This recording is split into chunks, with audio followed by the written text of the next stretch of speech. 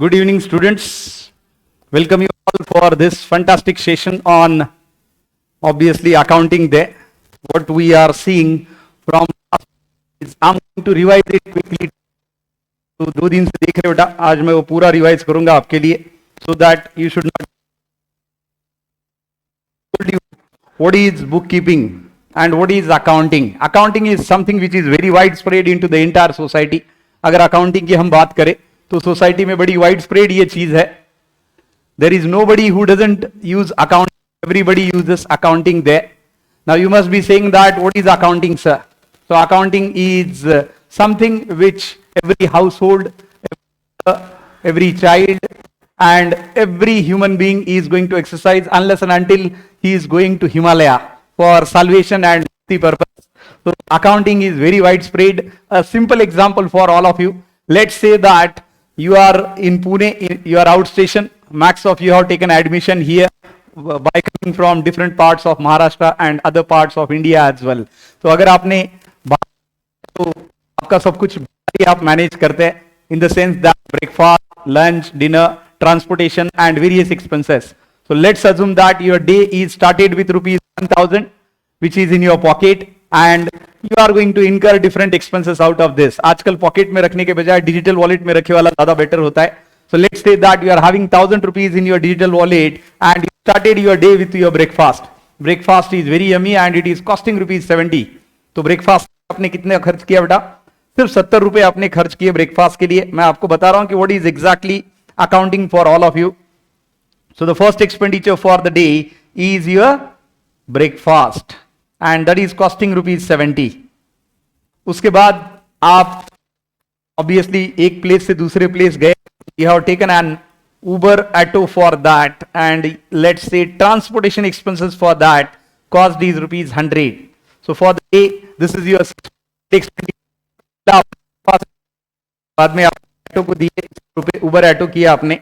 उसके बाद lunch, you had it a small lunch there costing rupees 150. This is expenditure number 3. शाम में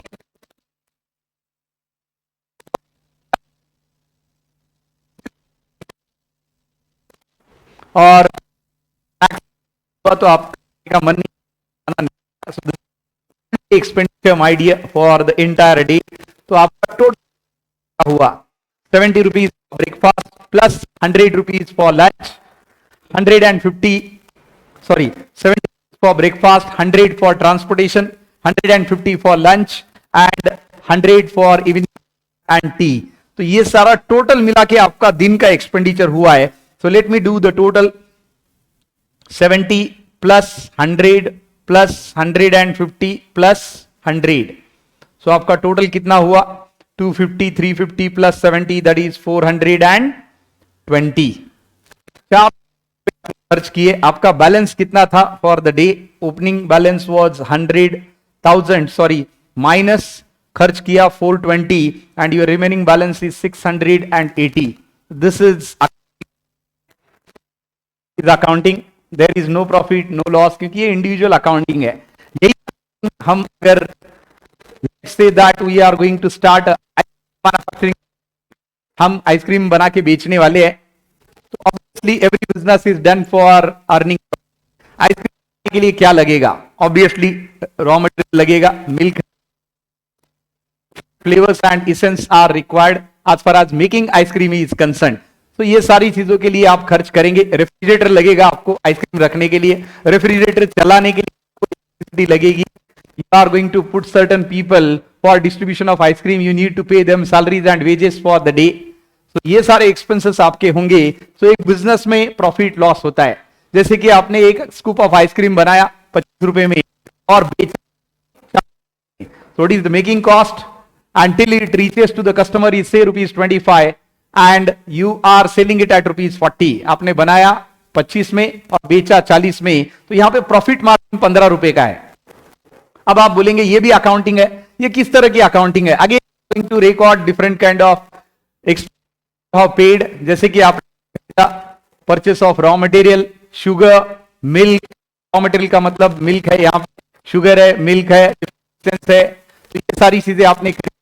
आपका आइसक्रीम पार्लर है, so that is place, so you invested for that, and at the same time you are paying for electricity expenses, salaries, advertising, all these expenses सारा मिला के जब एक scoop of ice cream का बनता है तो वो बनता है बेटा 25 रुपए में। तो इसका मेकिंग कॉस्ट कितना है 25 रुपए, और सेलिंग प्राइस कितनी है 40 रुपए। तो बनाया और बेचा 40 में, तो आपको यहां पे हो रहा है 40 minus 25, business is done and that profit is ₹15 पर स्कूप ऑफ आइसक्रीम। बड़ा आसान है। तो मैं आपको यहां से अकाउंटिंग और बुक कीपिंग समझा रहा हूं। अभी एक आपको your day with ₹1000 and different expenses. तो वहां पे एक्सपेंसेस आपने क्या किए,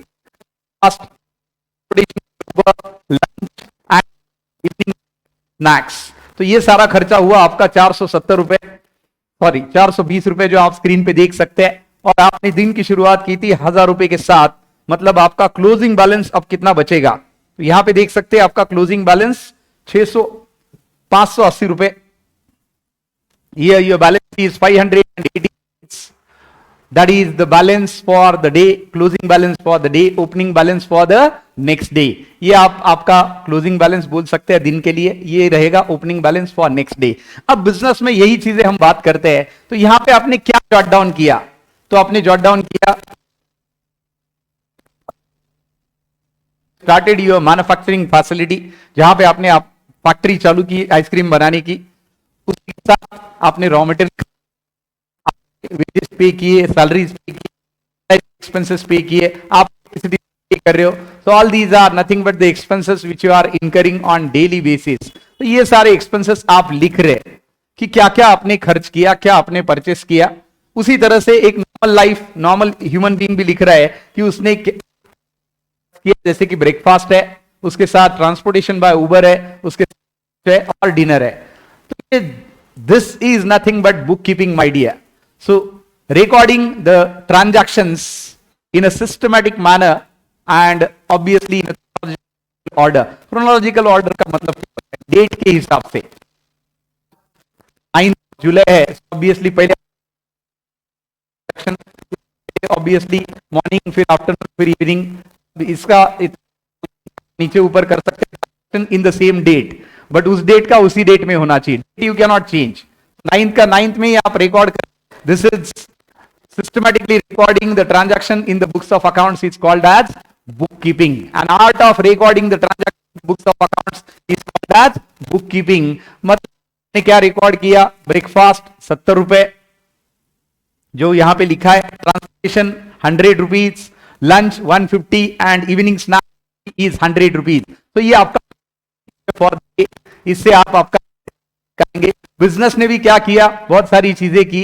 purchase of raw material, purchase of refrigerator, purchase of land and building for starting made ice cream and sold it into नया 25 का सारा कॉस्ट मिला के बेचा 40 रुपए में, 15 रुपए का आपको। सो business is done always for making profits. अब यहां पे ये जो भी चीजें आपने एक्सपेंसेस इनकर किए रिकॉर्ड करेंगे, इसको हम क्या बुलाते हैं, the art of the transaction in the books of accounts is called as book keeping. जो आप यहां देख सकते हैं, what is book keeping, it is given here. अगर आप देखेंगे स्क्रीन पे तो बुक कीपिंग का यहां पे डेफिनेशन दिया है स्टूडेंट्स। तो what is book keeping, definition of bookkeeping is given here and it says that it means recording of business transaction in the books of accounts in a systematic way। बस इसमें एक चीज add कर रहा हूं, systematic way का मतलब है in a chronological order। मतलब जैसे ट्रांजैक्शन वैसे आप कर रहे 9 का 9 जुलाई में, 10 जुलाई में, इस तरह से आप ट्रांजैक्शन रिकॉर्ड करेंगे। तो nothing but book keeping my dear. अब आप पूछेंगे कि अकाउंटिंग क्या है सर। जो आपने प्रॉफिट निकाला, दैट इज प्रोडक्ट आपने बेचा 40 रुपए में, बनाया 25 रुपए में, तो 40 minus 25, 40 rupees is your selling price, 25 rupees is your cost price. So 40 minus 25, 15 rupees is your profit margin which business is done. Art of recording, summarizing, analyzing and interpreting the business result. देखिए कितना आसान है students. Book keeping का मतलब क्या है, the art of systematically recording the transaction in the books accounts as and when happening or in a chronological order। जैसे transaction होते हैं उसको एक तरह से लिखना, प्रॉपरली लिखना।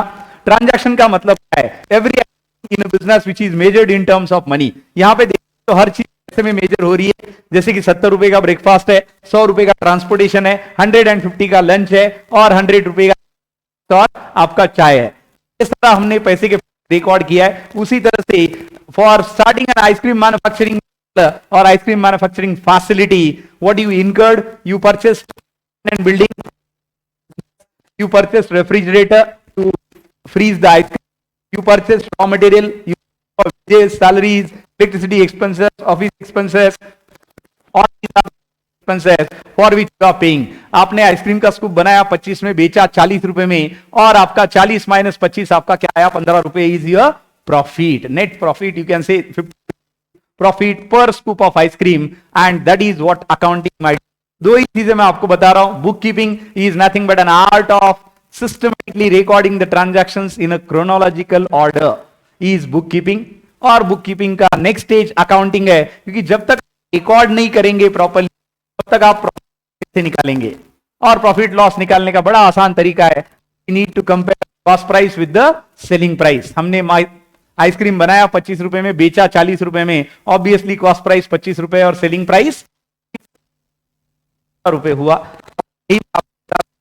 Is nothing but art of recording, summarising, analysing business result, interpreting the business result का सीधा साधा मतलब है कि बिजनेस फॉर अर्निंग प्रॉफिट, उससे जो तो हमें क्या प्रॉफिट हो रहा है या लॉस हो रहा है, जो भी है, not necessary every time profit. What is book keeping, फिर से कर रहा हूं, book is nothing but the art of systematically recording the transaction, the book of accounts in a chronological order, that is book keeping. Accounting इसके आगे की step है बेटा। अकाउंटिंग का मतलब क्या है, is nothing but the art of summarizing or art of recording, summarizing, analyzing and interpreting the business results in terms of profit or loss for the business। I think this is very clear कि bookkeeping क्या है। Bookkeeping बस jot down करना है आपके जो भी expenses है, एक हाउस होल्ड करता है, एक कॉमन इंसान करता है, एक बिजनेस भी करता है। लेकिन हाउस होल्ड देखता है कि बैलेंस क्या बचा और पैसा चाहिए और कमाना चाहिए, और बिजनेस क्या देखता है कि इससे प्रॉफिट कितना हो रहा है या loss. So that is what the difference. So this is what bookkeeping and accounting, and the same you can see on the screen as well. यहीं पे आप bookkeeping और accounting देख भी सकते हैं सब लोग, and I think that is very clear to all of you. YouTube viewers, any doubt? Till now is correct. I think you are enjoying what is bookkeeping and accounting. ये बड़ा clear है। यहाँ पे अगर कुछ आपको डाउट है, जो लोग YouTube पे अटेंड कर रहे हैं, तो आप आपका जो भी डाउट है उसमें लिख सकते हैं। I'll surely answer for that. I'm monitoring even YouTube as well along with the live students. तो आपको अगर कुछ भी डाउट है बेटा तो आप जरूर यहाँ पे टाइप कीजिए, and that is what bookkeeping and accounting. I hope you understood both the examples. एक इंडिविजुअल एग्जांपल दिया और एक बिजनेस का एग्जांपल मैंने दिया, और आपको मैंने बताया कि बुककीपिंग अकाउंटिंग का मतलब क्या है। बुककीपिंग यहाँ पे फिर से आप देख सकते हैं, अगर आप बुककीपिंग देखेंगे तो सीधा साधा डेफिनेशन यहाँ पे बुककीपिंग का लिखा है। Bookkeeping is an art of recording business dealing in a set of books। ये पहला डेफिनेशन है यहाँ पे दिए वाला, given by J.R. Bartley Bowie, one of the famous account author for accounting there। और ऊपर जो डेफिनेशन दिया है, the art of analyzing and recording business transactions, reporting results of business operation through periodic statement, interpreting such result for purposes of effective control of future operations। इतना लंबा जरूरत नहीं है बेटा, बड़ा सिंपल रखिए, याद रखिए। Book keeping nothing but the art of recording transaction in the books accounts in a chronological order is fair enough as long as the definition of bookkeeping is concerned। Accounting मैंने बोल दिया आपको, accounting is the next process और next step of book keeping. It is art of systematically summarizing, analyzing and interpreting the business results in terms of profit and loss। तो हम उसको account बताएंगे। Business में तो जरूरी है business, why it is done students? Yes, that is correct। Business किया ही क्यों है? For earning profits. आजकल प्रॉफिट से भी एक होता है, and that is called as wealth maximization। Profit maximization and wealth maximization are two different things there as far as bookkeeping and accounting is concerned। So profit और wealth में क्या फर्क होता है? प्रॉफिट ऑब्वियसली जैसे मैंने आपको बोला, 40 रुपए का आइसक्रीम आपने बेचा और 25 में बनाया, 15 रुपए का प्रॉफिट को। अब आपका कंपनी है, आपने कंपनी में इसको ट्रांसफर किया 5-6 साल बाद ऑपरेशन करने के बाद, एब्सोल्युटली, क्योंकि वैसे भी आपको शेयर इश्यू करना अलाउड नहीं है जब तक आपका 5 साल का ट्रैक रिकॉर्ड नहीं होता। आगे हम जरूर जाके देखेंगे ये शेयर क्या होते हैं और ये क्या, आप सबको तो पता है व्हाट इज शेयर एग्जैक्टली। सिर्फ आपको बताना चाहता हूं कि वेल्थ मैक्सिमाइजेशन क्या है। तो आपने फॉर्म की, आप बड़ा अमूल को टक्कर देने वाला ब्रांड है, आपने अच्छा ब्रांड बनाया, लोकल ब्रांड है, बड़ी बेची जाती है और आपको काफी अच्छा खासा प्रॉफिट होता है। तो आपने क्या किया, आपने अपने शेयर अभी कंपनी के है, लिस्टेड है, और आपका एक शेयर जो आपने शुरुआत था ₹250, तो एक शेयर आपने कितने में बेचा बेटा?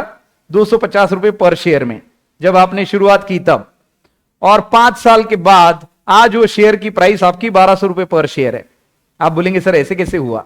This happens because of your performance, क्योंकि आप साल का प्रॉफिट बढ़ रहा है, आपका विजन बढ़ा, आपका बिजनेस काफी एक्सपांड हो रहा है। अभी वो सिर्फ पूना में नहीं है, अभी पूरे महाराष्ट्र में है, महाराष्ट्र के बाहर भी है, पूरे इंडिया में आपके फ्रेंचाइजीज है, आइसक्रीम पार्लर के फ्रेंचाइजी है, और आप काफी अच्छा पैसा कमा रहे, और आपका डिमांड मार्केट में बहुत ज्यादा है आइसक्रीम के लिए, तो आपके डिमांड ईयर ऑन ईयर आपका बढ़ता ही जा रहा है। तो अभी आपका शेयर जो आपने ₹250 में बेचा था, आज उसकी कीमत 1200। इसी को वेल्थ मैक्सिमाइजेशन बुलाते हैं स्टूडेंट्स। मान ऐसे कॉमन इन्वेस्टर ने 1000 शेयर खरीदे ₹250 में, जब भी आपका आईपीओ आ रहा था, मुझे आप पे काफी भरोसा था, आपकी अच्छा आइसक्रीम बना रही है, अच्छा बेचेगी और फ्यूचर अच्छा है, तो मैंने आपके कंपनी में ₹200 का पर शेयर खरीदा, 1000 शेयर खरीदे, मतलब मेरी इन्वेस्टमेंट कितनी हुई स्टूडेंट्स? 1000 इंटू 250, मेरी सीधी सादी इन्वेस्टमेंट हुई यहां पे 2,50,000, 2,50,000 का मेरा इन्वेस्टमेंट हुआ। अब 5 साल बाद आपका परफॉर्मेंस देखने के बाद, तो मेरे पहले 5 साल आपने चालू किया, फिर आपने शेयर इश्यू किए, उसके 5 साल बाद अभी की प्राइस ₹1200 पर है, बेचना चाहता हूं, तो 1000 मल्टीप्लाइड 1200, ये देखिए कहां वैल्यूएशन गया है ना, कितना ज्यादा मैक्सिमम वेल्थ यहां पे आपकी क्रिएट हो रही है। सो 1200 इंटू 1000 कितना पैसा बनेगा? बस 12 के सामने आपको 5 जीरो लगाने हैं, तो ये आपका बनेगा। And this how much money you are making, तो आपको कितना पैसा बन रहा है, that you can see here. आपने इन्वेस्ट किया था सिर्फ 2.5 लाख रुपए, जिसके आज की डेट में 12 लाख रुपए हो चुके हैं। बताते हैं, this is called as wealth maximisation. Company भी शेयर जब बताएगी अपने बुक्स ऑफ अकाउंट में, तो अभी 250 का नहीं बताएगी, कंपनी भी बताएगी 1200 का शेयर। क्यों? क्योंकि उसका रनिंग मार्केट प्राइस 1200 रुपए। हाँ, ये बढ़ती रहेगी, 1200 में बताएगी, तो कंपनी का भी वेल्थ मैक्सिमाइज हुआ, आपका भी वेल्थ मैक्सिमाइज हुआ। तो स्टूडेंट, मैंने 3 ही कंसेप्ट अभी तक आपको बताए कि बुक कीपिंग या अकाउंटिंग कितनी वाइड स्प्रेड है, हर इंसान करता है। ऑब्वियसली मैंने बोला जो हिमालय में नहीं गया अभी तक, और दूसरा मैंने आपको बताया कि what is the difference between profit and wealth maximisation. But याद रखिए, wealth can not be maximised unless and until profit is maximised. जब तक विजन नहीं है, वेल्थ के बारे में सोच नहीं सकते। तो that is what profit and wealth maximisation, very clear for all of you. यहाँ पे और कुछ चीजें दी है, जैसे कि features of book keeping, objectives of book keeping. ये बड़े आसान चीजें हैं, क्योंकि जब तक आप रिकॉर्ड नहीं करेंगे सिस्टमैटिक मैनर में, तब तक आपको पता ही नहीं चलेगा कि बिजनेस में क्या हो रहा है, क्या हो रहा है एग्जैक्टली। तो book keeping is a very essential activity my dear. तो बुक कीपिंग बड़ी इसेंशियल एक्टिविटी है, उसके ही कुछ फीचर्स यहां पे दिए जो आप स्क्रीन पे देख सकते हैं। तो features of book keeping, the first one is it is the method of recording day to day business, that is the first feature. तो जो रोज के ट्रांजैक्शन हो रहे, तो चौथा टर्म आ रहा है ट्रांजैक्शन स्टूडेंट्स। तो 4 ही टर्म आए अभी तक। पहला मैंने आपको बुक कीपिंग बताया, दूसरा अकाउंटिंग बताया, बुक कीपिंग बताऊंगा। तो ट्रांजैक्शन क्या है?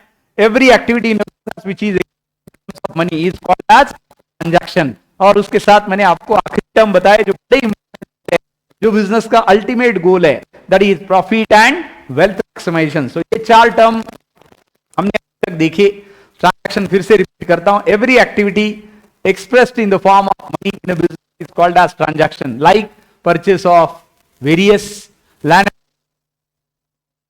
of wages, advertising expenses, ये सारा क्या students, this is nothing but entire all your expenses, ये सारे के सारे आपके एक्सपेंसेस है। Eight the same time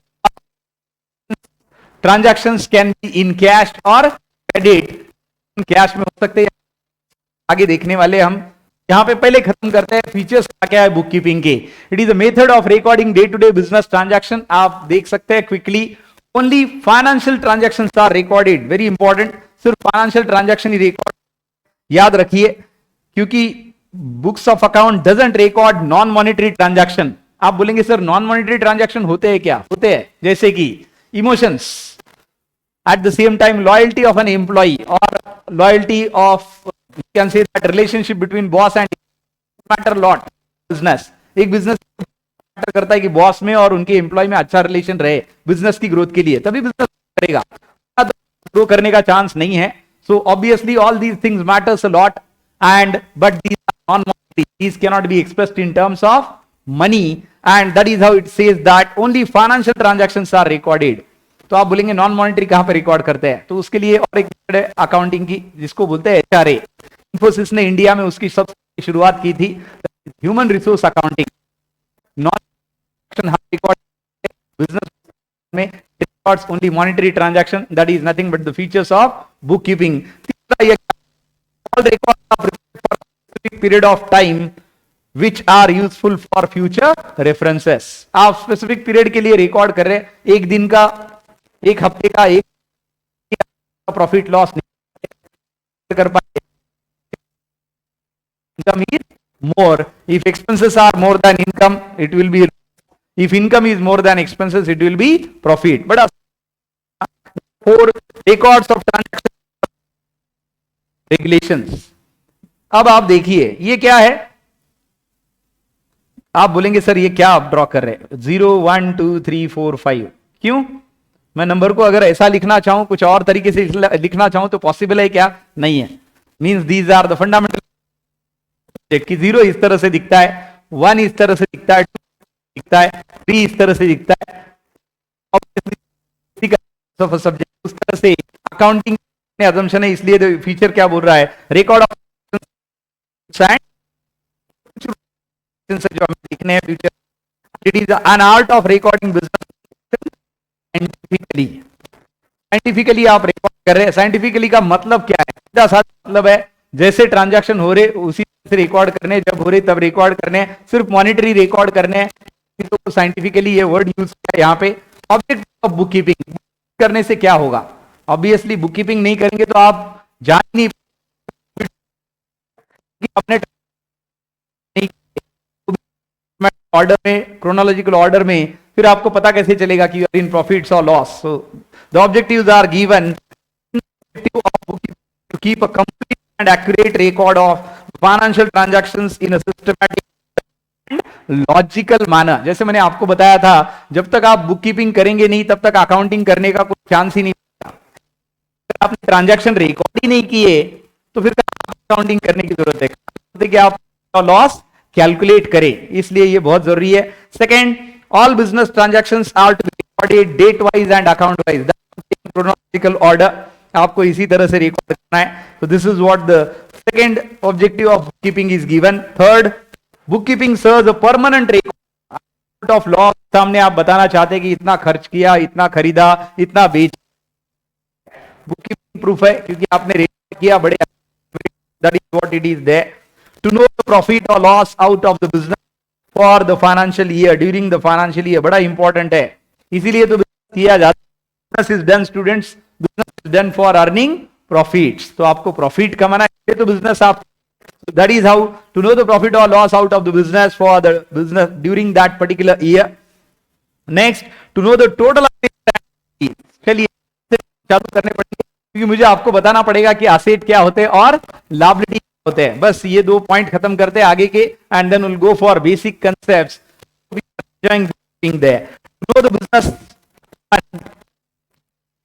what the businessman owes and what the business owes him or owe to him। इसका सीधा साधा मतलब है कि बिजनेसमैन को किसी को कितना पैसा देना है, उसको कितना पैसा आना है, total liability. And last, businessman comes to know the current year's progress over previous year. जब तक आप बुक कीपिंग नहीं करेंगे उसके सिवा अकाउंटिंग नहीं होगा, प्रॉफिट लॉस आप कैलकुलेट नहीं कर पाएंगे, और कैसे प्रोग्रेस कर रहा है। बड़ी मैटरी है, बिना बुक कीपिंग आप अकाउंटिंग नहीं कर सकते। चलिए मैं अभी आपको कंसेप्ट्स बताता हूं, हमने अभी तक क्या देखा students, let me revise. First we have seen the definition of book keeping and account, seen what is meant by transaction, and finally profit and wealth management। Full example we have seen, share खरीदा 250 में और बेचा 1200 में। आजकल लोग यही करना चाहते हैं, और बनाना है तो बनाना है, and that is essential being in any other side there, है ना, बनाना है ना स्टूडेंट पैसा। यस एब्सोल्युटली, पैसा बनाना absolutely by very legal ways और मेहनत के एफर्ट्स से बनाना है। कंपनी अच्छी बनानी है तो पैसा बन ही जाएगा। चलिए आगे देखते हैं, मैं कुछ आपको बेसिक टर्म्स अभी आपको बताने जा रहा हूं। ये देखिए, ये चार्ट है where we need to see, yes what is this.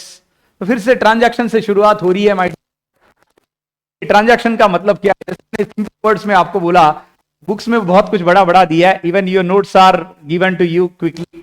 मैं आपके नोट्स बना रहे हैं, जैसे नो नोटबुक कंसेप्ट हमने इंट्रोड्यूस किया है, तो हम आपको जल्दी ये नोटबुक देंगे, तो आप उसी में लिखना है। And all these notes obviously you can take for reference because we simplified it।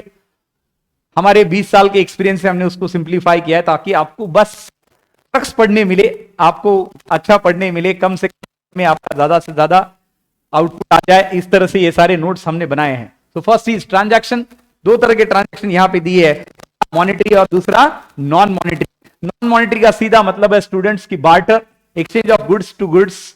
मतलब आप चाय पत्ती देंगे, सामने वाला उसके बदले में दूध देगा, आप सामने वाले को दाल देंगे, उसके बदले वो आपको चावल। इस तरह का पहले हुआ करता था, शायद आपने कभी सुना होगा आपके दादा से कि ऐसी कोई चीज हुआ करती थी, पैसे नहीं थे तो उसको बार्टर सिस्टम बोलते हैं। मतलब देखो तो दुनिया कितनी आसान थी, है ना, पैसे का नामो निशान नहीं। आज हर इंसान पैसे के पीछे भाग रहा है, तो पैसे का नामो निशान नहीं था, it was barter, and that is how non monetary में बार्टर इन्होंने बताया है। लेकिन आजकल तो मॉनेटरी है। मॉनेटरी दो चीजें इन्होंने बताई है, नंबर 1 एंड नंबर 2 ट्रांजैक्शन। तो ट्रांजैक्शन होते हैं, they are always expressed in terms of money, and at the same time they may be cash और they may be credit. Cash हो या क्रेडिट हो, that doesn't matter as far as transactions are concern. तो let's see cash transaction and credit transaction. ये देखिए यहाँ पे cash transaction और क्रेडिट ट्रांजैक्शन का उन्होंने एक्सप्लेनेशन दिया है कि कैश का मतलब क्या है, बार्टर का मतलब क्या है, सब कुछ दिया है। सबसे पहले transaction, exchange of goods and services between two persons और पार्टीज फॉर मनी और money worth known as transaction. मैंने यही बोला था, any activity in a business और every activity in a business is expressed in money is called as transaction. Transaction हम किसको बुलाते हैं student? Every activity in a business, every activity in a business is yes expressed in form of called as. अब transaction cash हो या credit हो, हमने cash lakh का बेचा और क्रेडिट लाख का, तो हमारा 22 लाख हुआ, इसलिए 2 लाख मिल गए इमीडिएटली क्योंकि वो कैश था, और बचे वाला 20 लाख आना बाकी है क्योंकि वो क्रेडिट सेल है। That difference can be there. Otherwise हमारा साल के लिए कितना, that is correct, is cash sales plus credit sales revenue. Turnover भी बोलते हैं, बज़वर्ड इज टर्नओवर। टर्नओवर आपने बहुत बार सुना होगा, आपको लगता है टर्नओवर क्या होता है? कुछ नहीं होता भाई, टर्नओवर का मतलब क्या होता है? सेल्स होता है। तो turnover and sales is one same thing. तो 2 lakh plus 20 lakh it is 22 lakh. 22 lakh का आपका सेल्स है। तो कैश ट्रांजैक्शन हो, क्रेडिट ट्रांजैक्शन हो, दोनों को इकट्ठा किया जाता है because both are expressed in the form of money. वैसे कैश ट्रांजैक्शन का यहां पे क्या दिया है? A business transaction in which cash is paid or received immediately is known as cash transaction। ऐसा बिजनेस इमीडिएटली पे या रिसीव किया जाता है, जैसे कि purchase of goods for cash, payment of salary ₹5,000, goods कितने लिए खरीदे? 15,000 के लिए। तो ये ट्रांजैक्शन है क्योंकि आपने गुड्स लिए, पैसे दिए, खरीदे, पैसे दिए, तो ये ट्रांजैक्शन है। आगे ट्रांजैक्शन दी है। क्रेडिट का मतलब जैसे मैंने आपको बोला, कुछ कस्टमर को आपने 2 लाख का और आपके ट्रस्टेड कस्टमर है, बड़े पुराने कस्टमर है, उनको आपने क्रेडिट पे बेचा 20 लाख का। तो वहां पे देखिए, credit transaction is one in which cash is not paid और received immediately at the time of a transaction but it is paid और रिसीव्ड एट लैटर। आपने बेचा पैसे इमीडिएटली आपको नहीं मिले या इमीडिएटली आपने नहीं, ट्रांजैक्शन माना जाता है। ₹1000 बेचे, लेकिन क्रेडिट में बेचे, कितने के बेचे? 8000 के। तो पैसे अमन ने दिए क्या? नहीं, अमन देगा 1 महीने बाद, 2 महीने बाद, whatever has been agreed and seller. Second credit transaction, sold machinery to mister Amar Singh on credit ₹20,000। आपने अमर सिंह को 20,000 की क्रेडिट पे। ऑब्वियसली ये क्रेडिट ट्रांजैक्शन है, तो cash and credit, I hope you are getting this, no problem there. Students बताइए, all YouTube students, any doubt there? कोई doubt नहीं है तो बेटा यहाँ पे चैट बॉक्स में जरूर लिखिए, no doubt sir, that will encourage me to move forward absolutely. क्योंकि आप ऑनलाइन लेक्चर देख रहे तो फीडबैक बड़ा मैटर करता है कि आपको समझ में आ रहा है या नहीं आ रहा है। तो हमने कितनी चीजें देखी अभी तक? 5 कीपिंग का definition, accounting, along with that we have seen what is profit and wealth maximization, और अभी हमने देखा ट्रांजैक्शन और उसमें मॉनेटरी और नॉन मॉनेटरी, उसी के साथ हमने देखा कैश और क्रेडिट ट्रांजैक्शन। तो ये सारी चीजें हमने यहाँ पे देखी। बताइए यूट्यूब पे जो स्टूडेंट्स लेक्चर अटेंड कर रहे हैं, any doubt? Students watching on YouTube, please let me know for your doubts so that we can continue. कुछ डाउट है बेटा? Yes. Students, any doubt here? Okay. YouTube पे आप चैट बॉक्स में लिखिए कोई डाउट है तो।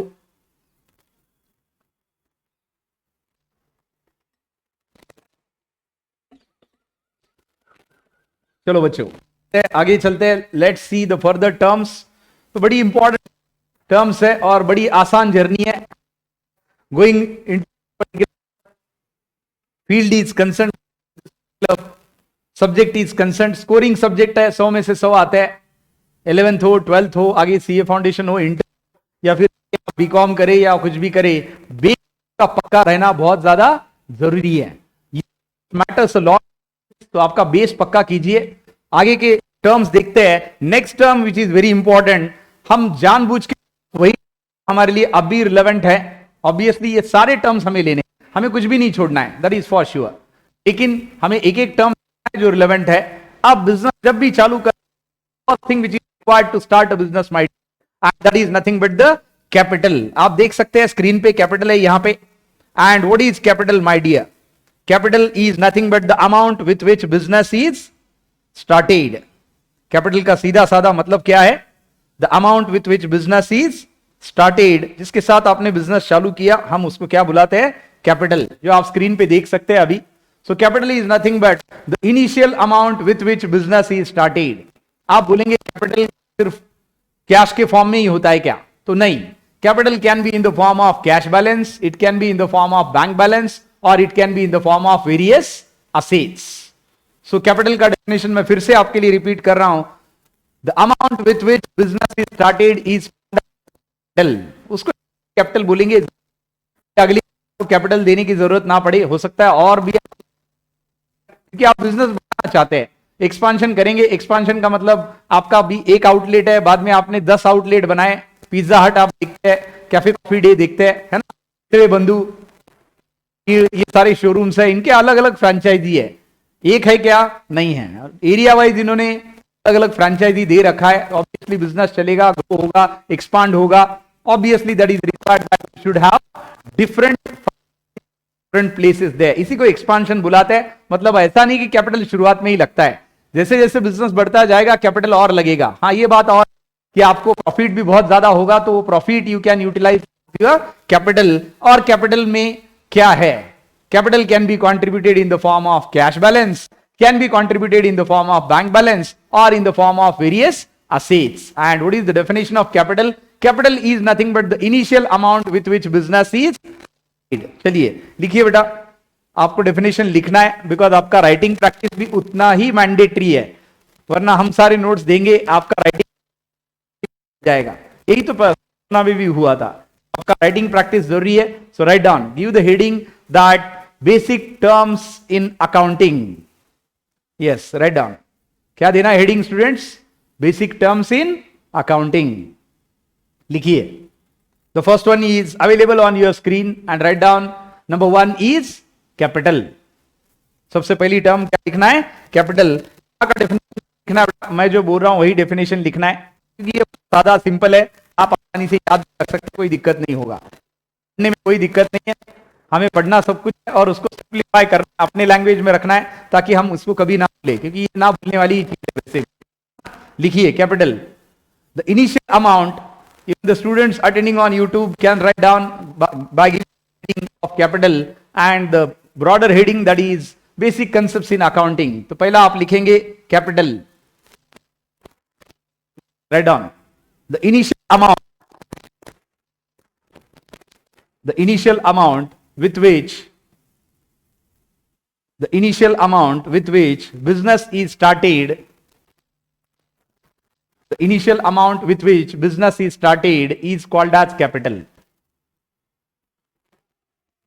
The initial amount with which business is started is called as.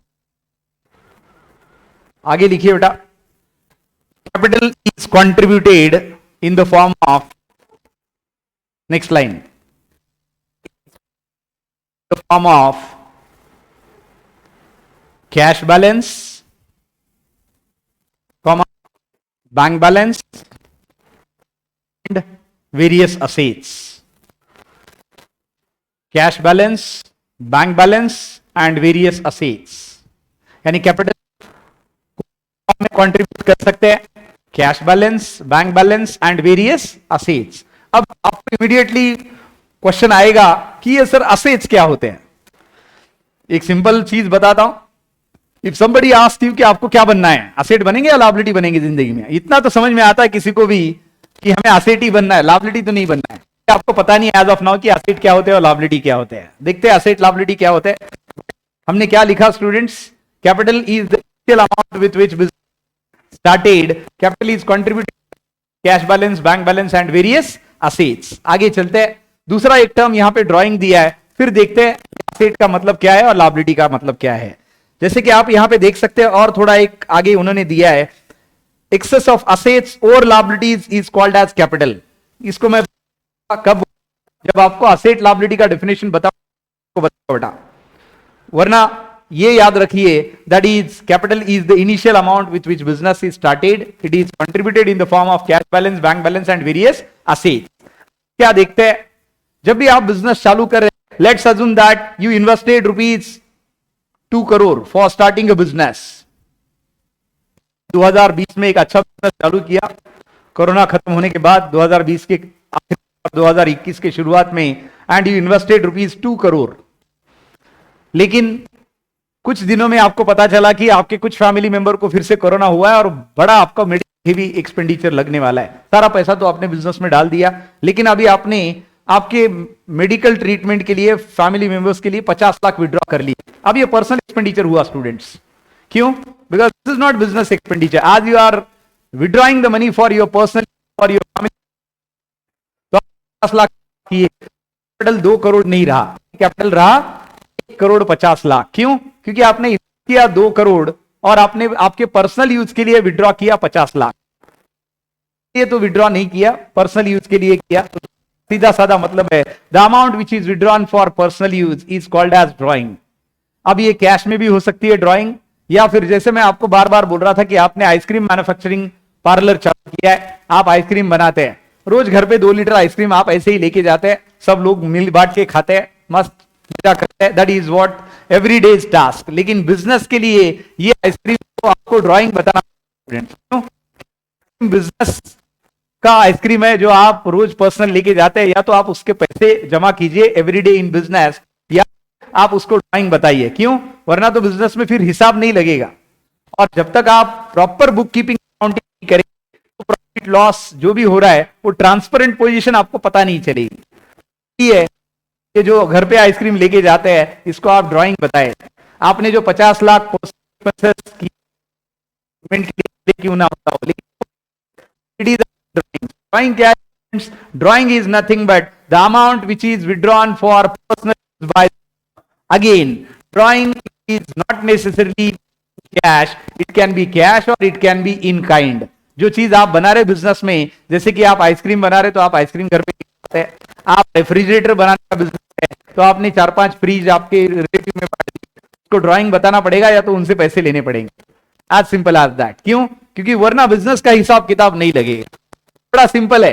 Drawing is amount which is withdrawn for personal use by the owner is called as drawing, can be in the form of cash और in the form of goods or kind, the goods which you are making can be called as drawing.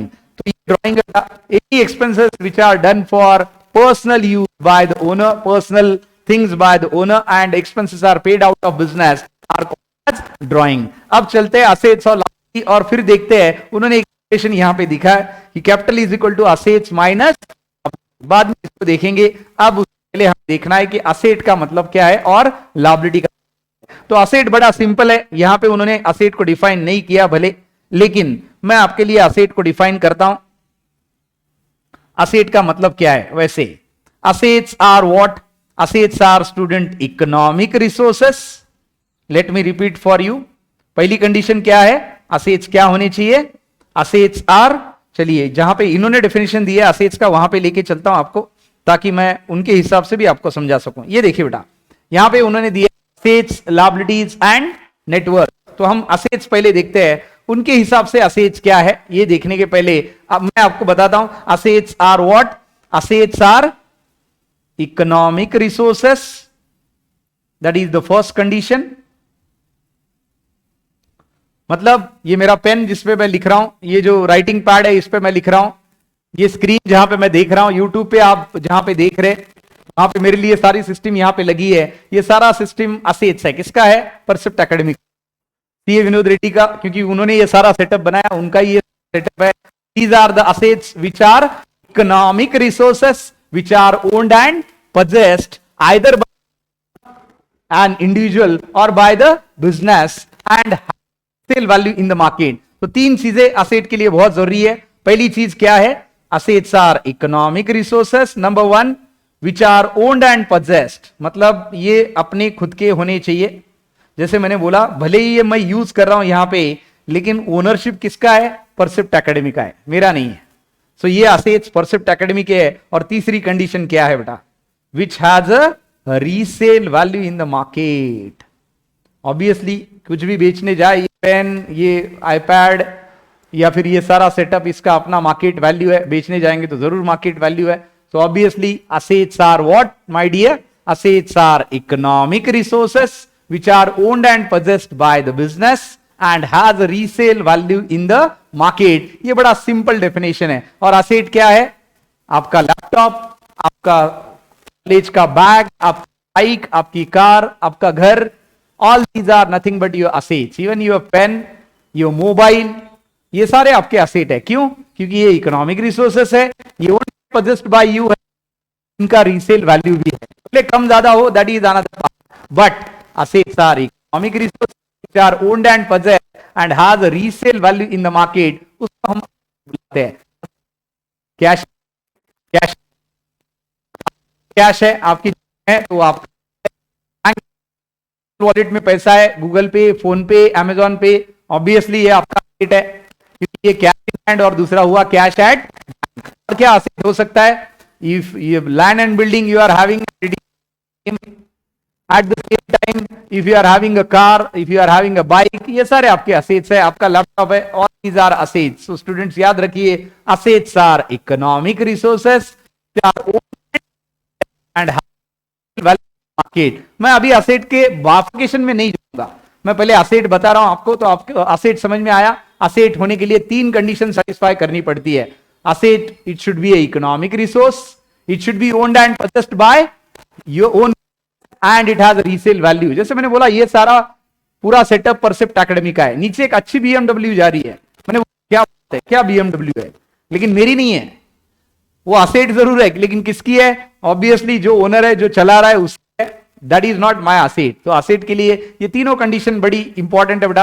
Assets are economic resources which are owned and possessed and has a resale value in the market। तो ये तीन condition satisfy होगी कि वो asset हुआ। आगे देखते हैं लायबिलिटीज क्या होती है। Liabilities are what? Liabilities are the amounts payable by the business to other parties benefits already received from them. अगर समझना है तो याद रखिए, एक सिंपल एग्जांपल आपको यहां पे देता हूं, that is loan taken by you. आप जब लोन लेते हैं कभी भी, तो ये दर्शाता है कि आपकी लायबिलिटी है. बैंक लोन आपका क्या है? Always a liability, may be a short term loan और लोन. लायबिलिटी से आपके लिए डिफाइन कर रहा हूं. Liabilities are nothing but the amount which are owed by the business. OWED. नहीं समझ में आता है तो ये याद रखिए, liabilities are the amount which are payable by the business to other parties. लेकिन क्यों? फोकट में पे कर रहे क्या? नहीं, you are paying from them. Benefit मिला है, जैसे बैंक ने आपको पैसा दिया है, अब जाके आप EMI दे रहे हो उसका हर महीने, that is equated monthly instalment.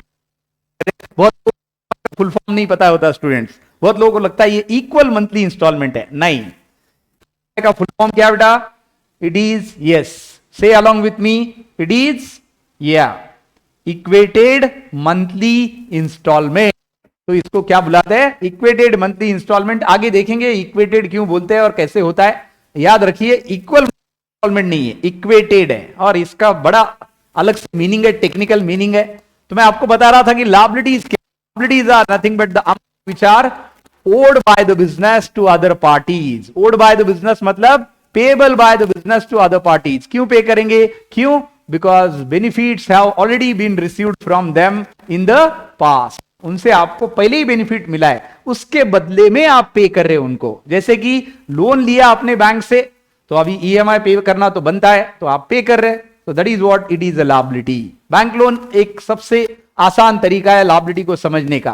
So liabilities are the amounts which are payable by the business to other parties for benefits already received from them. उसको हम लायबिलिटीज बनाते हैं. तो ये हुआ लायबिलिटीज. और लायबिलिटीज क्या है? बैंक लोन है. और क्या लायबिलिटी है? कैपिटल भी लायबिलिटी है. आप बोलेंगे कैपिटल लायबिलिटी क्यों?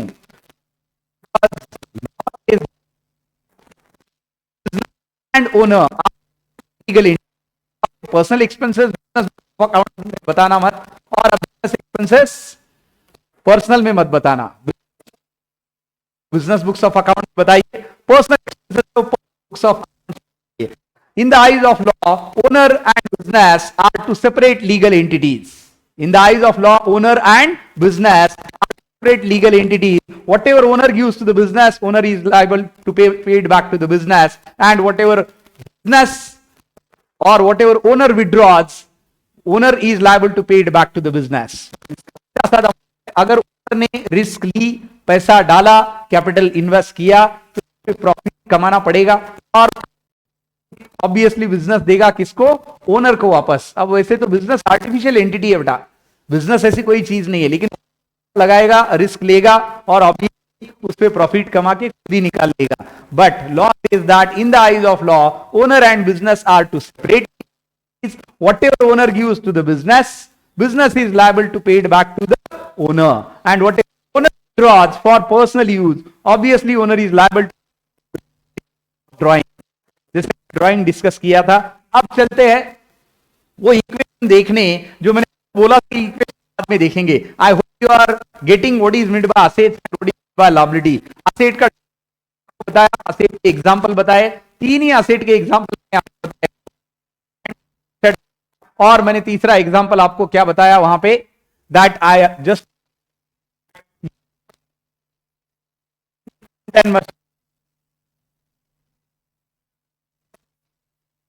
और आपकी लायबिलिटी का एग्जांपल मैंने बताया, इट इज बैंक लोन. फिर से रिपीट करता हूं definition. Assets are economic resources which you can see on the screen, and owned and possessed by the business and has a resale value in the market. Assets क्या है? Economic resources है जो business ने, और उनकी है absolutely eight the same time having resale value in the market. तो इनका रीसेल वैल्यू भी है. तो ये तीनों कंडीशन सेटिस्फाई होनी पड़ेगी to be called as an economic resource, be owned and possessed, and it should have a resale value in the market. तब हम इसको asset बुलाते हैं. And liabilities are nothing but payable by the business to other parties for benefits already received from them. और liability का perfect example मैंने आपको बताया students, that is bank loan. YouTube पे जो स्टूडेंट कोई डाउट है टाइप कीजिए बेटा, नहीं है तो नो डाउट बोल के टाइप कीजिए। It will absolutely an encouragement for the faculty to teach in a better way, in a better manner. So अभी देखते हैं ऊपर का इक्वेशन जो हमारा पेंडिंग था।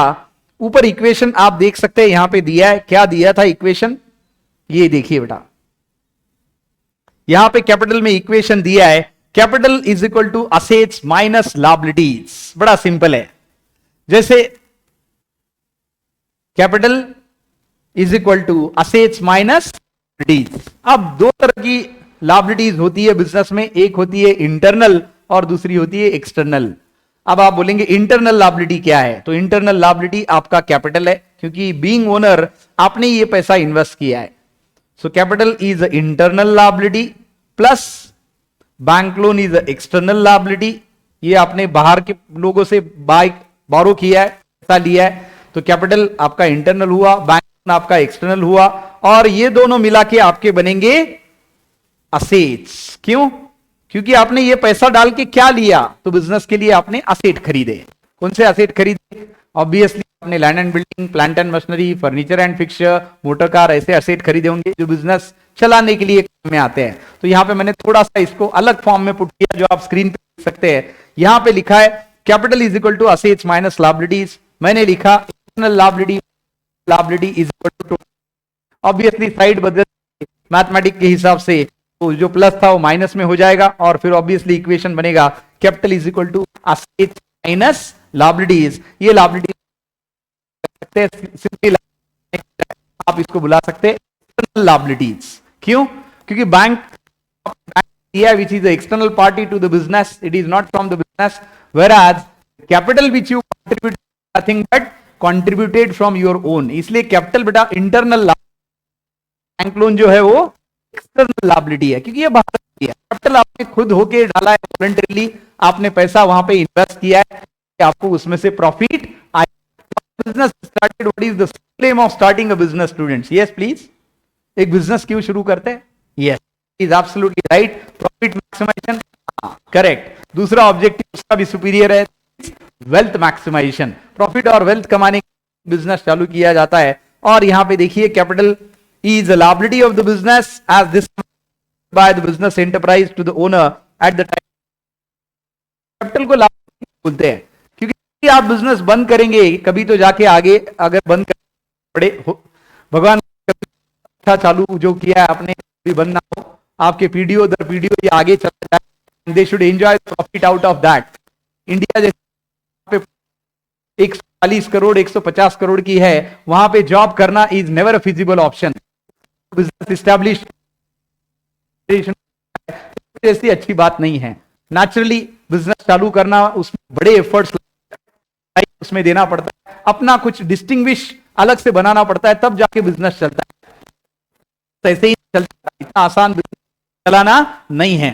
Even a coffee shop, even a tea shop is a good business. Different brands, Pizza Hut, Cafe Coffee Day, along with different garment shops, ये बड़े आजकल सर्विस प्रोवाइड, जैसे कि आप देख उबर है, ओला है, एप्लीकेशन बेस्ड बिजनेसेस भी है। We all should be encourage setup being in commerce. Commerce में रह के ये बेटा आप खुद का बिजनेस शुरू करें, क्योंकि अपनी कंट्री में इतना आसान नहीं है। अभी मिला तो बॉस के साथ जमना आसान नहीं, बॉस कुछ तैयार, इसलिए सेटअप आपको मेहनत 5 साल करना पड़े, लेकिन 5-10 साल के बाद आप बड़े अच्छे रिटर्न बनाएंगे, और भगवान करे कंपनी जल्दी से लिस्टेड हो, आप शेयर इश्यू और आप पैसा बनाएं, और बड़ा अच्छे से करके जनरेशन को पास करें। यही तो रिक्वायर्ड है, क्योंकि हमारे यहाँ डिमांड सप्लाई की कोई कमी नहीं है। डिमांड नहीं है, क्या है, लेकिन उनको करने वाला है ना। व्हेन वी गो, जब एयरलाइंस प्लेन से जाते हैं कहीं पे ताकि हमारा टाइम बचे, तो हम चाहते हैं कि हम कम से कम टाइम में वहां पे फ्लाई होके जाए, अपना टाइम भी बचे, अपना पैसे गए तो गए, लेकिन अपना टाइम बचे और वहां पे जाके हम अपने टाइम को इन्वेस्ट करें, इसलिए तो इंसान फ्लाइट से जाता है। इंडिया में उसमें बहुत प्रॉब्लम है क्योंकि लिमिटेड है। तो आपको बता रहा हूं ये बड़ा अच्छा बिजनेस है, yes, but is not that much easy, क्योंकि उसमें investment,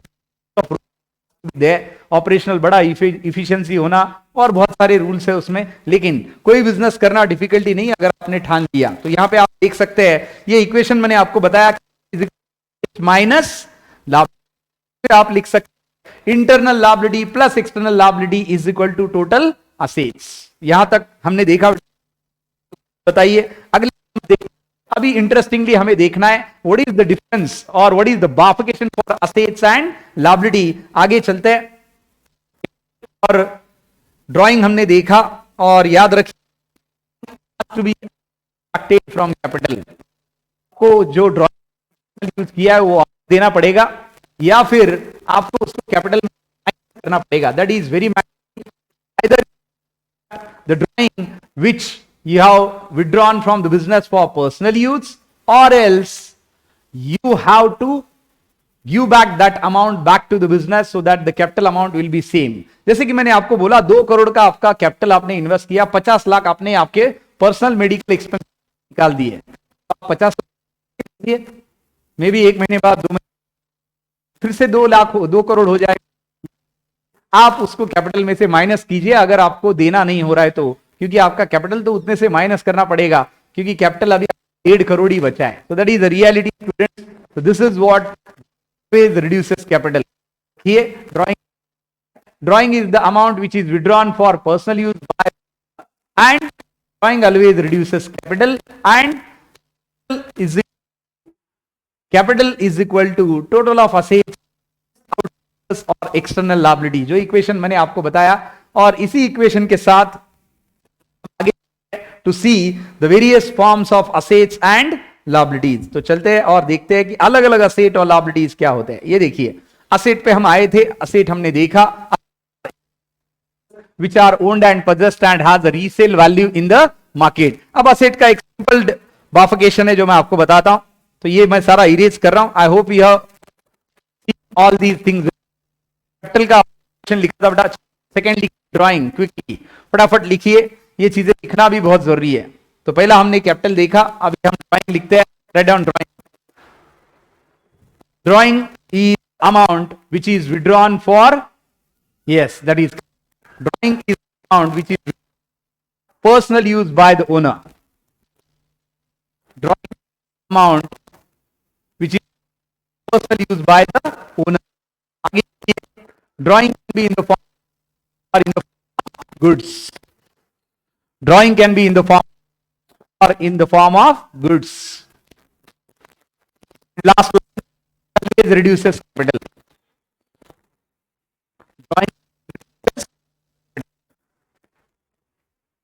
Drawing reduces capital. Yes. लिख लिया? Yes. चलिए बेटा लिखिए नंबर नेक्स्ट असेट्स। तो असेट्स का डेफिनेशन पे लिखा है मैंने, बड़ा आसान है। Assets are economic resource are owned and business and has resale market. Assets are economic resources which are owned and possessed by the business and has a resale value in the market. Very good, काफी speed maintain की है, इतनी बार explain करने के बाद easy है ना बेटा. यस, फॉर एग्जांपल एग्जांपल लिखिए, cash in hand, cash at bank, land and building, plant and machinery, furniture and fixture. Yes, okay. What is fixture? Fixture is nothing but, ये फिक्सचर है बेटा, जिस बेंचेस पे आप बैठे हो ये फिक्सचर है. ये जो ट्यूब लगे है, एसी लगा हुआ है, फैंस है, ये एलईडी लगा हुआ है यहां पे, तो ये सारा आपका फिक्सचर है. फर्नीचर जिस पे आप बैठे हो, फिक्सचर जो सारा फिक्स करके रखा है, that is fixture. That is furniture and fixture. Yes, so examples are cash in hand, cash at bank, land and building, plant and machinery, furniture and fixture. Next, write down. Next term, liabilities. Next one is liabilities.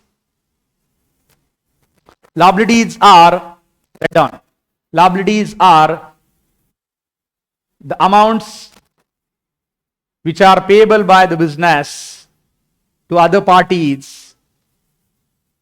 Liabilities are the amounts which are payable by the business to other parties for benefits already received from them.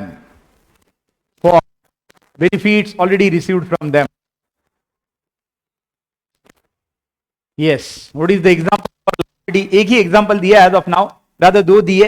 For example number 1 bank loan and number 2 is capital. और भी example आएंगे absolutely, इसके बाद आएंगे.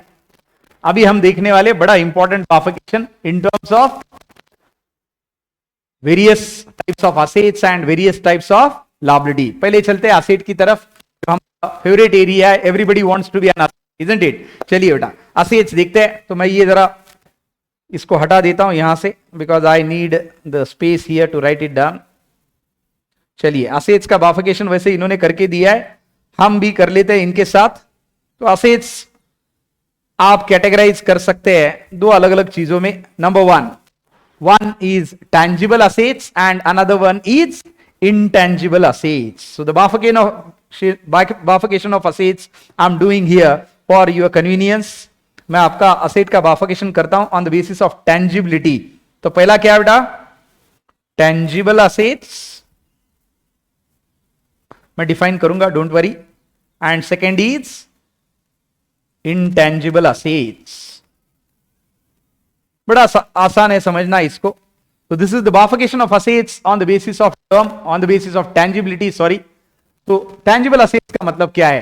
Tangible assets का सीधा साधा मतलब है द असेट्स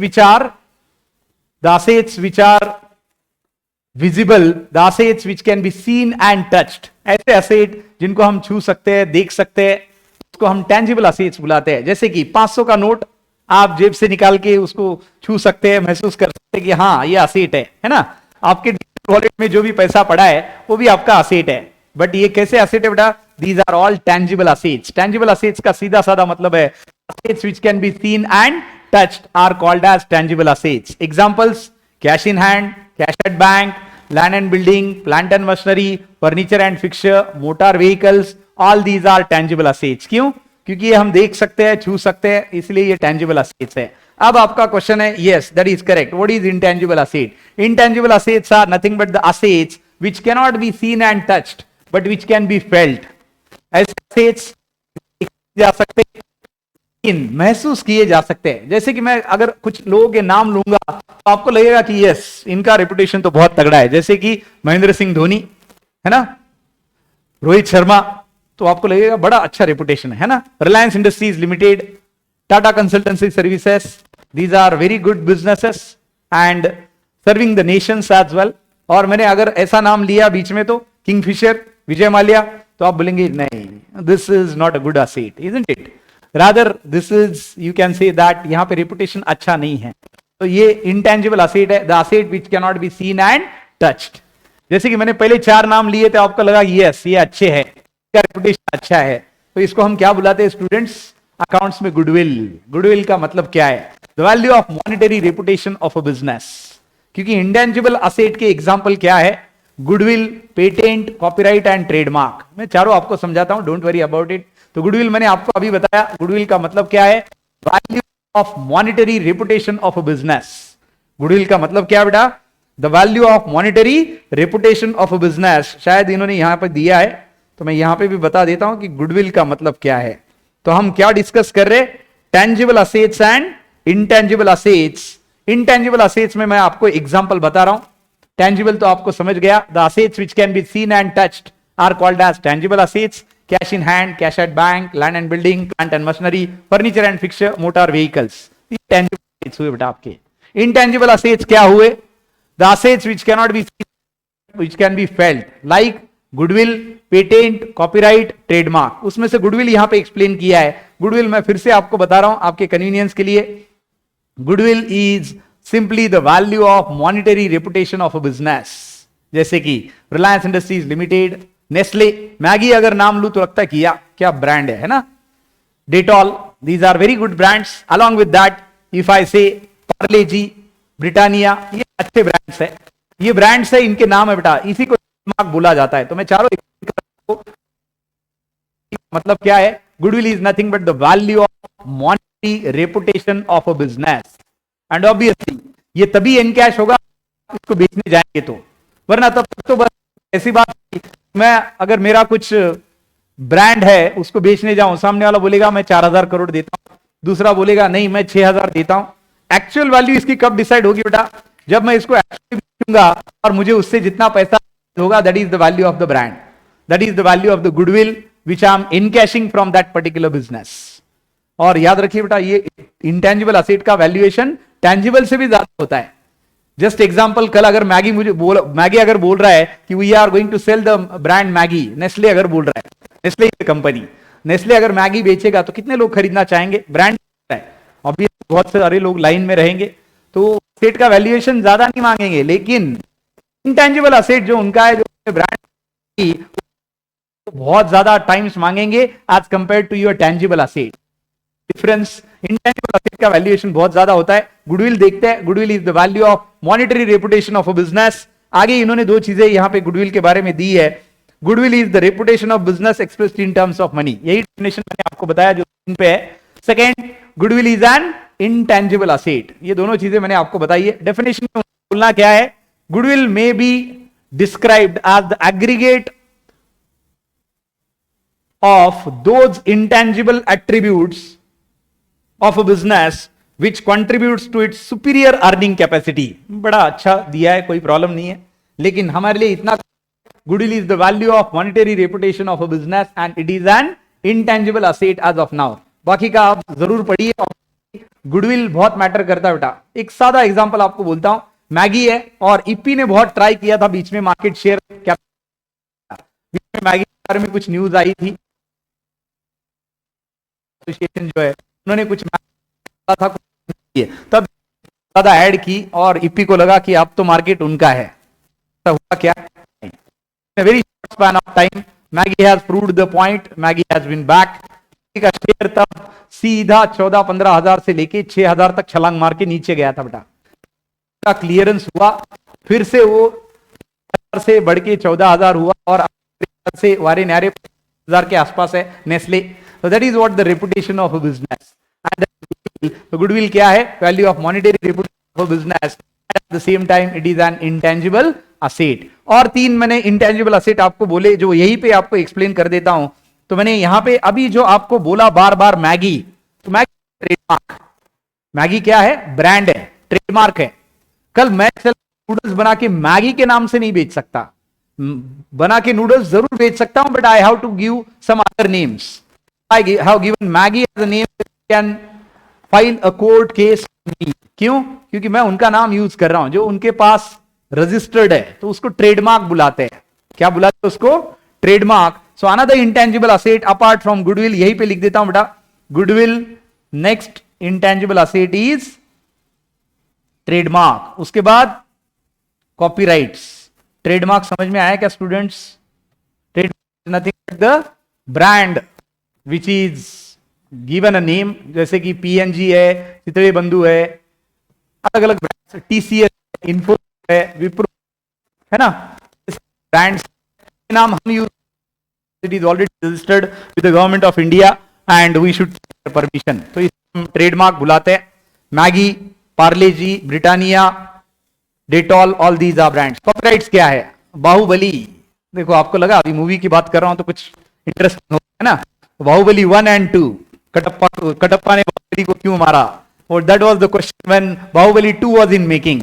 अब बाहुबली 3 बनाना है हमें, बना सकते हैं क्या, नहीं बना सकते, because the rights are with the producer. तो प्रोड्यूसर से हमें राइट पड़ेंगे उसके, तब जाके हम उसका थर्ड पार्ट बना सकते हैं. उसके लिए करोड़ों रुपए कोट करेगा, पे करेंगे तो अपने राइट्स होंगे, अपन बना सकते हैं. उसको कॉपीराइट्स बुलाते हैं बेटा. कॉपीराइट फॉर द मूवीज जो ओरिजिनल रखा है, हम उसको यूज नहीं कर सकते उसके परमिशन के बिना.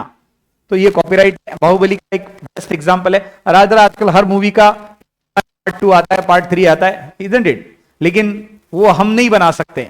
वो जो प्रोड्यूसर है उसके पास राइट्स है, अगर हमें उसको बहुत सारे पैसे देके जो उतने मांग रहा है वो डील अगर हो गई तो आप बना सकते हो बाहुबली 3 और आगे उसका जो कुछ सस्पेंस क्रिएट करना है कर सकते हैं. So that is copyrights is the third thing and last is patent my dear, very important. आखिरी क्या है? Patent. Taken for technological innovation. जैसे कि आप एक ऐसा हेलमेट बनाएंगे जो जेब में रखा जा सकता है? बड़ा हंसी आ रही है. यस, रखा जा, इसी को इनोवेशन बोलते हैं. इनोवेशन आती है ना. आप ऐसा हेलमेट बनाएंगे जो जेब में आपके आता है तो उसको आप पेटेंट ले सकते हैं क्योंकि ये आपका पेटेंटेड प्रोडक्ट है. आप जो कार के इंजन, कार आपकी 40 का एवरेज देती है. कार एवरेज की, यस, हाँ, 15 से 20, वेरी गुड एवरेज. वैसे तो कुछ गाड़ियां तो 10 देती है, कुछ तो 5 ही देती है. जितनी ज्यादा, जितनी इंजन कैपेसिटी ज्यादा उतना माइलेज जाता है. लेकिन आपने ऐसा पार्ट बनाया जो इंजन में लगते ही 40 से 50 का एवरेज देती है गाड़ी, तो आपकी तो निकल पड़ी गाड़ी, है ना. तो आप इसका क्या ले सकते हो बेटा? You can take a patent. You can file a patent with the government of India, rather you can file it with the entire world. क्यों? क्योंकि आपने ऐसा पार्ट बनाया. अब पूरे दुनिया में ये पार्ट अगर किसी को लगाना है तो आपका परमिशन लेना पड़ेगा. ये पार्ट तो आप ही बेचेंगे. क्यों? क्योंकि आपके नाम के अंडर रजिस्टर्ड है, आपने इसको बनाया, आपने इसका पेटेंट लिया है. सो पेटेंट इंटेंजिबल असेट. देखिए इंटेंजिबल असेट कितने जबरदस्त है, उसका वैल्यू कितना रहेगा आप इमेजिन भी नहीं कर सकते, है ना. अब मान लीजिए आपने ऐसा पार्ट बना लिया, पूरी दुनिया आपको कांटेक्ट करती है कि भाई ये पार्ट हमें दे दे और जितना पैसा चाहिए उतना ले ले. तो आपने तो बोला ओके मैं देता हूं, अलग अलग से अलग अलग डील करूंगा मैं.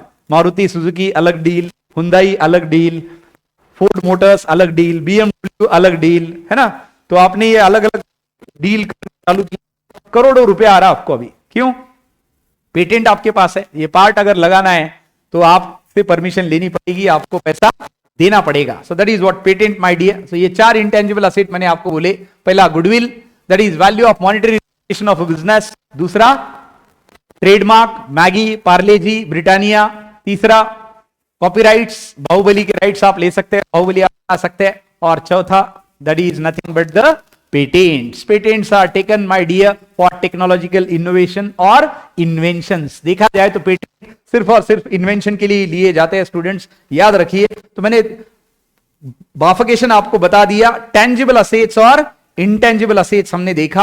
टेंजिबल के एग्जांपल देखे हमने, cash in hand, cash at bank, land and building, plant and machinery, fixture. उसके साथ हमने और क्या असेट्स देखे बेटा? Intangible assets, the assets which can not B seen and touched but which can be felt, like goodwill, patent, copyright, trademark. आपके intangible assets है. मैंने इसका डेफिनेशन भी आपको दिया. अब देखते हैं bifurcation of assets in terms of. अगला बाइफरकेशन हमें देखना है असेट्स का. अभी क्या देखा हमने? Tangible and intangible. कहां पे लिखा मैंने? ये देखिए, ये पहला बाइफरकेशन हमने देखा. एग्जांपल्स देखे. कोई डाउट है? यूट्यूब पे जो स्टूडेंट देख रहे हैं डाउट है तो आप जरूर चैट बॉक्स में टाइप कीजिए बेटा, अगर आपको कोई भी दिक्कत है टेंजिबल असेट्स और इंटेंजिबल असेट्स में और उनके एग्जांपल्स में भी. तो this is what we have seen in terms of tangibility. तो हमने अभी जो देखा वो क्लासिफिकेशन ऑफ असेट था, classification of assets on the basis of tangibility. अब क्या देखेंगे हम? Classification of assets on basis of period या टर्म जिसको बुलाते हैं. तो उसमें असेट का बाइफरकेशन क्या होता है वो दिया है यहां पे, वो हमें लिखने की जरूरत नहीं है. ये देखिए टाइप ऑफ असेट्स. पहला फिक्स्ड असेट्स और दूसरा करंट असेट्स. फिक्टिशियस देखने की अभी जरूरत नहीं है, अभी बाइफरकेशन देख रहे. तो यहां पे दिया बेटा दूसरा फिक्स्ड असेट्स और current assets. Second bifurcation, this is bifurcation of assets in terms of period. तो क्या बोलते हैं? Classification of assets on basis of period और बुलाते हैं हम, पीरियड जिसको बुलाते हैं. तो ये टर्म या पीरियड के हिसाब से आपका क्लासिफिकेशन ऑफ असेट्स. उसमें पहला क्या है बेटा? पहला है फिक्स्ड असेट्स. और फिक्स्ड असेट्स का डेफिनेशन क्या है? The assets which are purchased for use in the business purpose are called as fixed assets. या बेटा क्या है? Assets which are purchased for use in the business not for resale purpose are called fixed assets. For example land and building, furniture and all these thing but the fixed assets, जो आपने खरीदे हैं long term use के लिए, ना कि बेचने। खरीदा, प्लांट एंड मशीनरी खरीदा, फर्नीचर एंड फिक्सचर खरीदा ताकि आप उसको यूज करें, ना कि आप उसको बेचने जाए, है ना। तो ये असेट्स है, और ये कैसे असेट्स है, आपके फिक्स्ड असेट्स है। और डेफिनेशन रिपीट करता हूं, the assets which are purchased for use in the business and not for sale purpose called as fixed assets. एक इंटरेस्टिंग चीज आपको बोलता हूं बेटा, फिक्स्ड असेट्स अकाउंट और फाइनेंस में ये बड़ा इंटरेस्टिंग है कि एक चीज के बहुत सारे नाम होते हैं, वो जानना बहुत जरूरी है, वरना हम कंफ्यूज हो जाएंगे। हमें टर्म पता रहेगी। दूसरा नाम यहां पे दिया है, देख सकते हैं आप, fixed assets are also called as non current assets. Screen पे आप देख सकते हैं फिक्स्ड असेट्स को और क्या नाम दिया है बेटा, नॉन करंट असेट्स। क्यों? Non current assets means those assets which are used for a period of time. जब करंट असेट्स का डेफिनेशन देखेंगे तो आपको समझ में आ जाएगा कि वो नॉन करंट क्यों बोलते हैं। तो fixed assets, non current assets as well as इसी को क्या बुलाते हैं बेटा, लॉन्ग टर्म या कैपिटल असेट्स भी बुलाते हैं। तो चार नाम हुए यहां पे बेटा, लिख लीजिए चारों नाम। ओके, हम डेफिनेशन लिखते हैं तभी लिखेंगे, कोई प्रॉब्लम नहीं है। Assets, non current assets, long term assets and capital assets. तो चार नाम है और चारों का डेफिनेशन वही, purchased for use in the business and not for resale purpose are called as fixed assets. यहां पे डेफिनेशन क्या दिया है, स्क्रीन पे आप देख सकते हैं, the assets which give long term benefit to the business are known as fixed asset. Right, no problem, यही भी डेफिनेशन अच्छा है। असेट्स जो आपको लॉन्ग टर्म बेनिफिट देते हैं, जैसे कि लैंड एंड बिल्डिंग आपने खरीदा है, देगी। प्लांट एंड मशीनरी आपने खरीदा है, लॉन्ग टर्म बेनिफिट देगी। Obviously these assets are used for long period of time and will give you a long term benefit there. Next to that, land and building, plant and machinery, furniture and fixture, goodwill, these assets may be tangible or intangible। बड़ा अच्छा बाफिकेशन दिया बेटा, सीधा उनका बोलना है कि fixed assets, non current assets, long term assets या कैपिटल असेट्स, ये टेंजिबल भी हो सकते हैं और इंटेंजिबल भी हो सकते हैं। अभी थोड़ी देर पहले हमने देखा कि टेंजिबल असेट और इंटेंजिबल असेट क्या होते हैं, मैंने उनको अच्छे से एक्सप्लेन किया, सब आपको एग्जैक्टली बताया बेटा कि इंटेंजिबल असेट का एग्जाम्पल का मतलब क्या है। दूसरा डेफिनेशन देखते हैं करंट असेट का। करंट असेट्स का डेफिनेशन इन्होंने क्या दिया है, assets which are held in the business for the operating year and can be converted into cash very easily, current assets. सीधा साधा डेफिनेशन है, current assets are short term assets which are within one accounting year. तो current assets का मतलब क्या है, current assets are short term assets which are easily converted into cash with in one accounting year. तो current assets के लिए क्या क्या कंडीशंस है, these should be short term assets and these should be easily converted into cash, yes, within one accounting year। for example, cash in hand current asset है, cash at bank current asset है, इनको कहां convert करना है, ये तो already cash है ना। तीसरा एक asset जो आपको बताता हूं यहां पे, दैट इज स्टॉक दिया है, देखिए यहां पे आप बोलेंगे स्टॉक के तीन फेजेस होते हैं बेटा। पहला स्टॉक ऑफ रॉ मटेरियल, दूसरा स्टॉक ऑफ WIP और तीसरा stock of finish goods. Don't worry, मैं एक्सप्लेन करता हूं क्या बोलना है मुझे। मैंने थोड़ी देर पहले आपको एग्जांपल दिया था कि आप आइसक्रीम मैन्युफैक्चरिंग के लिए क्या लगेगा, milk, flavours, sugar.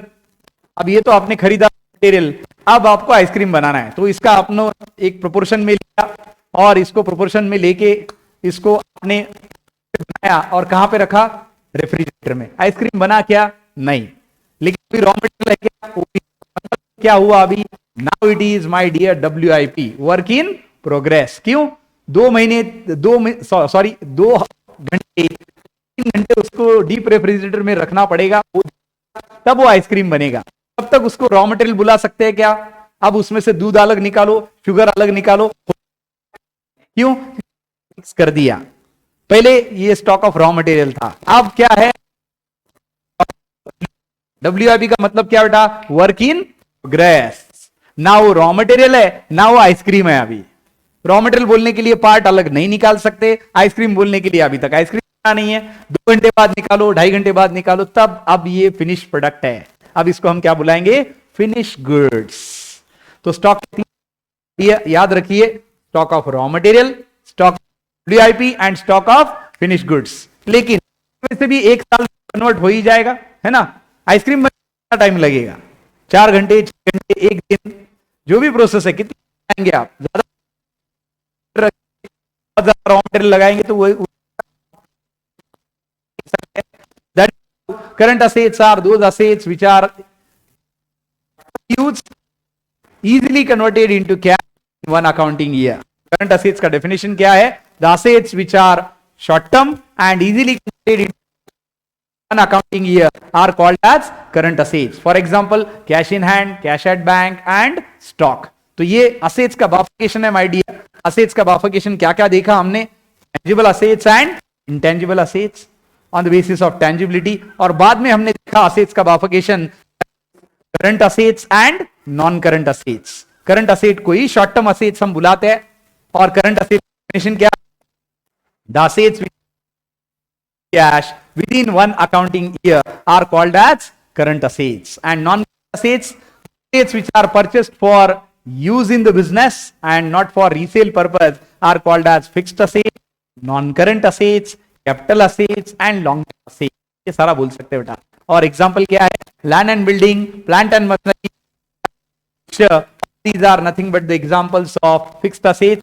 Even is a fixed asset, but it is an intangible asset. Fixed asset bifurcated as tangible and intangible asset. तो asset का bifurcation हमने देखा बेटा, आज देखा ना. तो पहला क्या देखा हमने यहाँ पे? tangible और intangibility. tangible assets and of tangibility में हमने देखा on the basis of term or tenure, that is current assets and current assets. और definition भी हमने देखे. टोटल हमने इन समरी आज क्या क्या देखा? पहला लेक्चर मैं समझ रहा हूं क्योंकि लास्ट के 2 लेक्चर में रिकॉर्डिंग में थोड़े इश्यू हुए थे, इसलिए मैंने आज किया है आपके लिए, और अब यहां से कुछ रिपीटिशन नहीं होगा. But the best part is all these lectures are as of now available for free watching at YouTube on Vinod Reddy Percept channel. तो परसेप्ट पे आप जाके ये लेक्चर कभी भी देख सकते हैं. अभी के लिए यूट्यूब पे ऑनलाइन है, आप लेने पड़ेंगे, कंफर्म करेंगे जो लोग, because at a certain point of time we may stop it. अभी तो हमने रखा है. तो आज क्या क्या देखा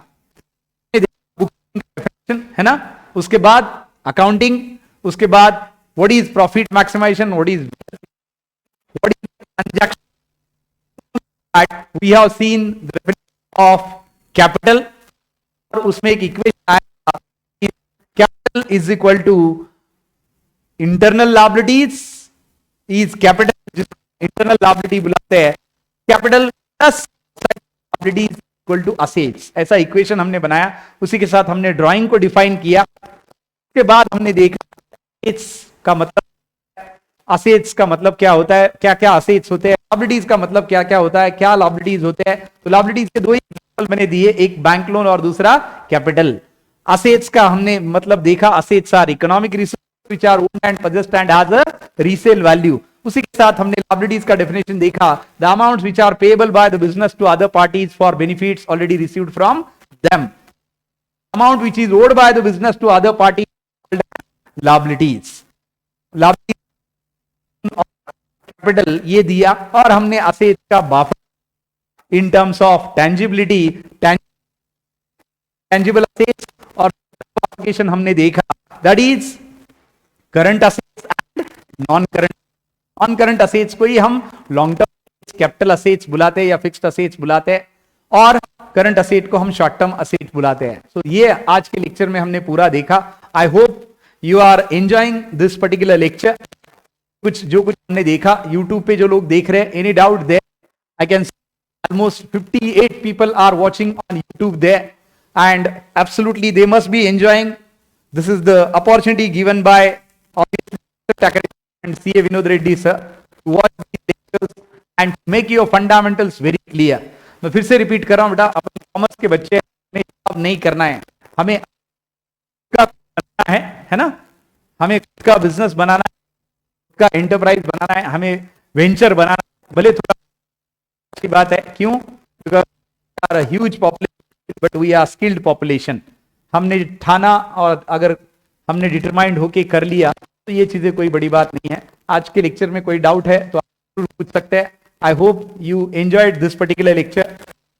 So for again accounts at 6 p.m. Obviously it will be live on CA Vinod Reddy's Percept Academy. ये इस पे लाइव रहेगा. कुछ डाउट्स अगर बीच में है तो आप मुझे व्हाट्सअप कर सकते हैं, आप यूट्यूब में भी लिख सकते हैं. चैट बॉक्स जो चालू होता है जब भी लेक्चर लाइव है तो आप उसमें जरूर पूछ सकते हैं if you are having any doubt. Youtubers any doubt, आपको कोई डाउट है तो जरूर पूछिए बेटा. I hope you are lecture जरूर एंजॉय कर रहे होंगे ऐसा मैं समझता हूं, because we have been putting tremendous efforts to bring these lectures for you in a free manner as of now. हम आपको ये फ्री प्रोवाइड कर रहे हैं क्योंकि हमारा मानना है अगर बच्चों के फंडामेंटल्स अच्छे होंगे, बेसिक अच्छे होंगे तो आगे जिंदगी में कुछ भी कर सकते हैं. जरूरी नहीं आप एजुकेशन करें, आप या सीए सीएमए कीजिए, आप बैंकिंग के एग्जाम दीजिए, यूपीएससी कीजिए. सी इज द बहुत सारे करियर ऑप्शन है. बेसिक अच्छे रहना बहुत ज्यादा जरूरी है. तो आप आपके फंडामेंटल्स क्लियर कीजिए, आगे की जर्नी हम जरूर एंजॉय करेंगे absolutely with Percept academy. Thank you and have wonderful day ahead and see you tomorrow at 6 p.m. God bless you. Bye bye.